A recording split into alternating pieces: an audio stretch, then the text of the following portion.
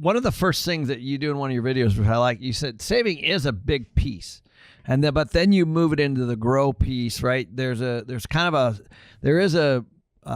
wrong with saving dollars, but you got to be thinking about how to put them into use, right? Right. And there's three phases of what I say to being able to become wealthy. You got to know how to save. You need to know how to grow. You need to know how to spend. Now, when I say you need to know how to save, what I mean is you need to know how to live below your means. Because if you're trying to become wealthy and you make $1,000 and then you spend $1,000, you have no money left to pay yourself. So what you need to do is you need to know how to live below your means. That way you have extra cash to do something with it. Maybe it's pay down your credit card debt. Maybe it's investing in yourself. Maybe it's building some sort of savings cushion. You need to understand that, a savings cushion is there to protect you from an emergency. It's not there to make you wealthy, right? So it's why are you saving? But you need to know how to live below your means. This is why, I talk about it's not just how much money you make, it's what you do with the money you make that matters. And there has to be a goal behind it. When I was in school, I was in law school now because when my parents found out I wasn't going to be a doctor, they said, you need to at least become an attorney. And I followed through with that because I knew that if I went to law school, I could go part-time and work in my business full-time. But that was when I started making about $100,000 a year. And I was a student. Now, when I was making that money, I was in school. So that's a lot of money when you're in school.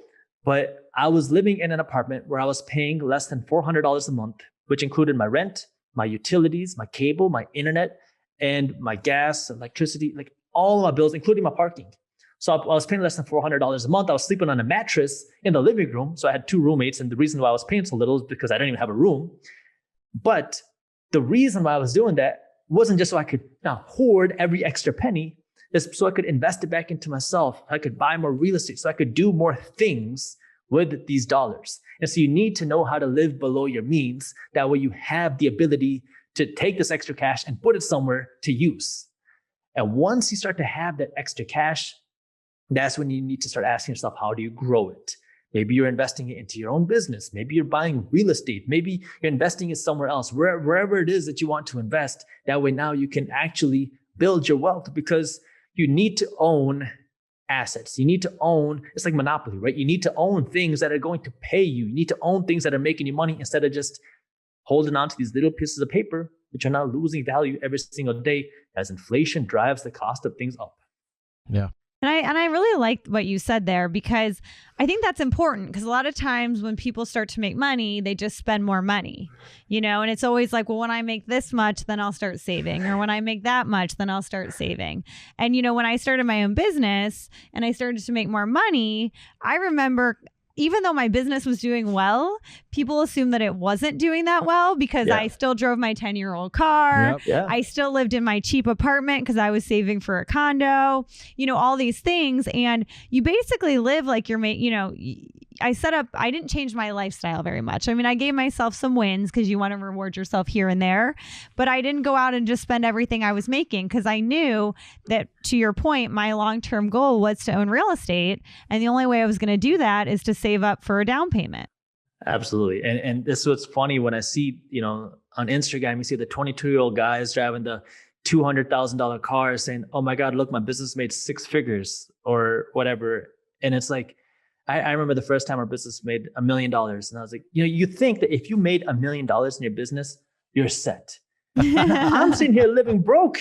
I'm like, oh my God, like we made 7 figures this year, but yeah, I don't have that nice stuff. Why? Because I'm reinvesting everything back into the business, right? And it's funny because, you have these assumptions that if you just make more, all of a sudden you're set. But then that means you're taking all this extra cash that you make and you're using it to buy a bunch of things which aren't doing anything, but you're really trying to just build that foundation. You're trying to dig deep so you can build a whole lot higher. You want to just, that freedom is what everyone's working for, right? And it's, do you want that freedom sooner or do you want it later? And the sooner you can buy these assets, the things that take care of you, then now it's much easier for you to be free. Right. I always tell people it can either be hard now or it can be hard later. So you either can budget and save and try to get that incoming cash flow now, or you can wait till you're retired and you're still having to work because you never really, saved anything. So, it's going to be hard at some point, and I would rather it be hard early. That way I can just enjoy the rest of the ride versus it being hard later. Keep letting that money compound, right? Build that wealth. Well, I remember I read an interview that you had, and I had to laugh because when I met Danielle, she had an '86 Honda. I personally had, at her age, I had a Volkswagen Scirocco with high miles. I think you had 170,000 miles or something on yours. And I remember what you said was the worst thing. What's the worst investment somebody has? And you said a car, right? Yeah. Right.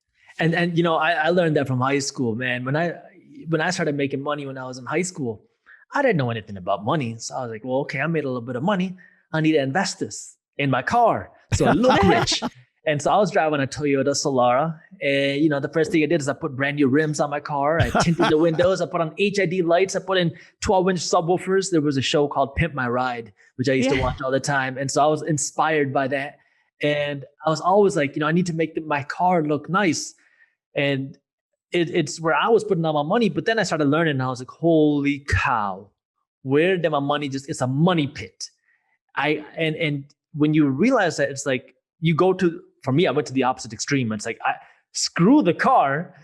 Just give me something that goes from point A to point B. And, you know, you put everything towards yourself. And, you know, right now in America, especially, that is like the number one money pit for so many people. You want to have a nice BMW. Who doesn't? And so now all of a sudden, $500-$600 a month are going towards your car payment. You got your premium gas you have to pay for. You got your high insurance that you got to pay for. I mean, it adds up to $1,000 a month easily when you could have zero payments if you just drive something cheaper right now. And then you take the $1,000 a month and you put it right back into you. In a few years, that will really start to add up. That's what you did. Yeah, that's what I did. You know, I mean, you just slowly chip away at your next down payment on your real estate, and then you buy something that actually gives you money back. She had two rentals. And was driving an '86 Honda. I said, "Why don't you get a new car?" She says, "You know, I want to buy another. I want to buy another rental." I love that. Exactly. And then you have your rentals pay for your car. Exactly, and that's kind of the name of the game, right? So that's a great segue to, you know, I know you do some videos on this, and I've talked quite a bit about it. So how can the middle class prepare for what's happening, and what are some of the mistakes that people are making right now? I mean, we just talked about the car. Right. And the first thing is just get educated about knowing what's going on, because a lot of people want to live in a fantasy world where we think everything's just going to be fine, nothing to worry about. Oh, you know, so you got to understand that, sure, hopefully everything will be fine, but let's prepare just in case things aren't fine. Now, we already know inflation is going to happen. I mean, we're already seeing it happen. If we don't think inflation is a real thing, then I don't think anyone can help you. But I mean, things are going on.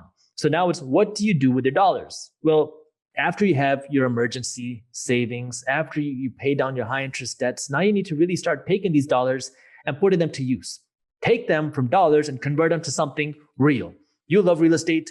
I love real estate. You know, you're half of the reason why I really got into real estate because, you know, you start to realize the power of owning something tangible, something real.